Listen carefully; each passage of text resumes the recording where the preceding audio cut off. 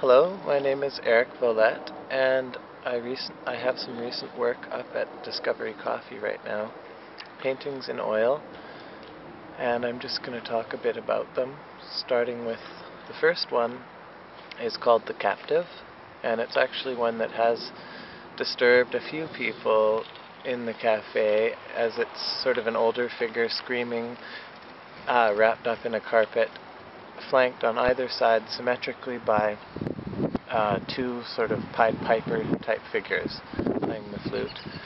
And I'm not entirely sure what it's about exactly. It does seem to be someone being taken away. Could be a madman or maybe a tyrant. But I mean, the central figure could be viewed as sinister, but so could the people on either side of him. Maybe not exactly the type of painting you would put in a cafe necessarily. Nonetheless, it was sort of part of the batch of my recent paintings, so I wanted to have it be shown as well.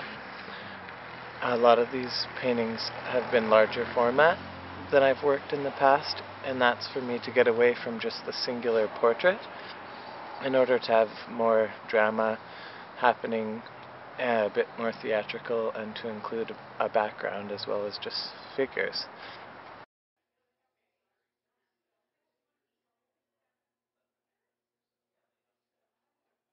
The second painting, which is quite nearby, that one is just a singular portrait, and it's from last year.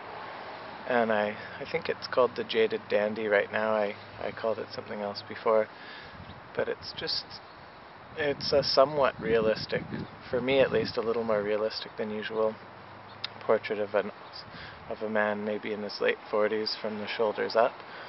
And the skin, the flesh is quite realistic, but at the same time has some unnatural coloration, and he maybe looks a little tired. And so I called him the Jaded Dandy because could be, maybe he had too much wine, I'm not sure what.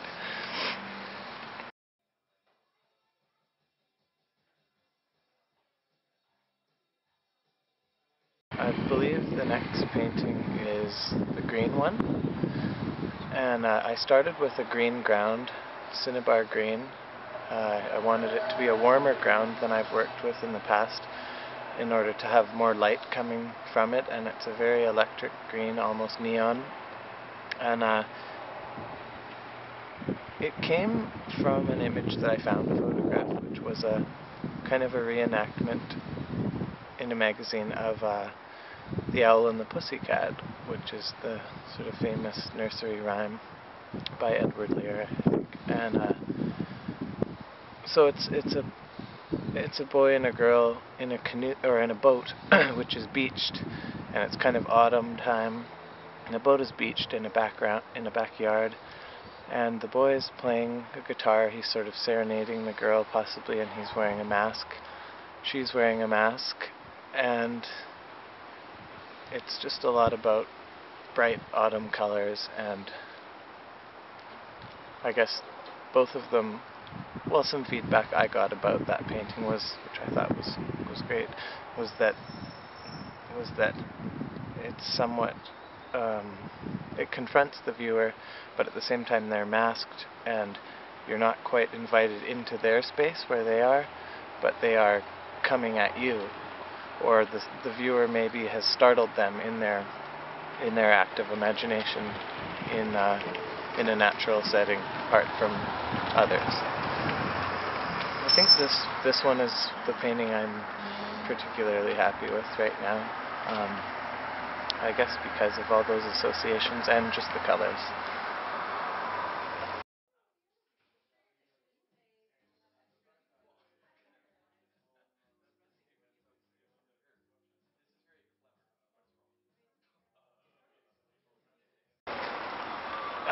I believe the next one is called Three Figures, and that's from last year. And that was kind of a breakthrough painting for me as far as having multiple figures in a space with the landscape interacting, and it could be viewed as a family, perhaps. All of their arms are linked in an embrace, so in a way they're unified, and there are two male figures whose arms seem to be attached, and a female figure on the left. I guess the figure in the center has like an exposed phallus and kind of a triangular hat. And I mean, I guess that could be conceived of as being more of a self-portrait than the other two, especially insofar as he's in the center. With that one, there's a lot of kind of aggressive paint handling and things. I think at that time I was looking a lot at some painters from the 50s that were called the Cobra Painters movement. Anyways, there was a lot of savagery in the paint handling, which I was really interested in. And at the same time, I worked on that painting for between 2 and 3 months, which is unusual for me. I usually do a painting in 1 or 2 sittings of 3 or 4 hours. So it became very layered and very systematic in how it came to be composed, even though the paint was initially very chaotic looking and still has some of that. That's a quality that I like to try to achieve in a painting, to have both of those and interplay between that.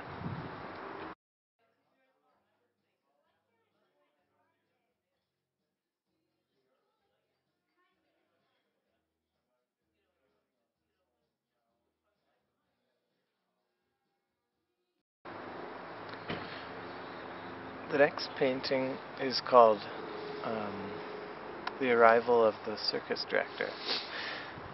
And that's something that someone actually who works at the cafe, a good friend of mine, had kind of interpreted it in kind of a political way, which I had thought of only a little bit beforehand. But I think I really agree with him in that the circus director, the figure on the far left, is painted in a much paler manner, and he looks like something of a phantom, and he's sort of well dressed and has a cane and a kind of a top hat almost, and a long frock coat or something.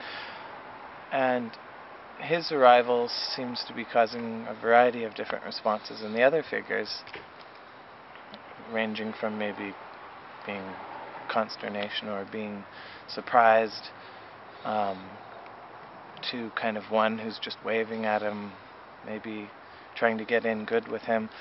My friend seemed to think that it was kind of a political allegory of some sort, where the circus director was a politician, and he was a new politician just coming in and upsetting or bringing about a change in the order of how the other people were going to relate. Again, that's something that I would be striving for in these paintings, is that there be an unexpected occurrence that has narrative qualities, but that is also carnival-like, so that there's figures of fun and surprise, but that could reflect things about the real world. That's one of the more recent ones painted.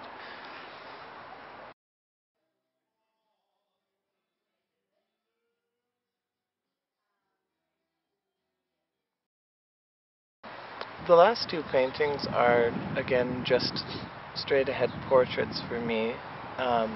Both of the figures have hats on, and I guess are kind of expressionistic and have a darker palette of a background, which I used to work with. Both of them are emerging from the shadows and could be seen as changelings, perhaps, and they're just singular studies of a character that's imagined.